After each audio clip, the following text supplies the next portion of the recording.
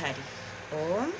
కాబట్టి నేను జగన్ని స్వార్థంతో సమర్థించడం లేదు. మా యుద్ధంలో ప్రపంచ పరివ్యాప్తంగా సామాన్యుడి జీవితంలో ప్రశాంతత, ప్రకృతి కూడా ప్రశాంతపడాలి.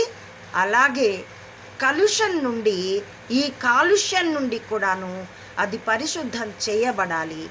అందుకు జరుగుతున్న ఈ యుద్ధంలో జగన్ మా సైన్యాధిపతి.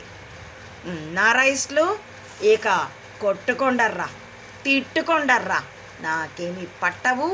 మీ తిట్లు, మీ బూతులు, మీ ద్వేషాలు జరగబోయే ఈ రణరంగాన్ని ఆపనులేవు. జగన్ ప్రస్థానాన్ని కూడా ఆపలేవు. జగన్ స్థానంలో మరొకరున్నా నేను వాళ్ళని ఇలాగే సమర్థించి ఉండేదాన్ని.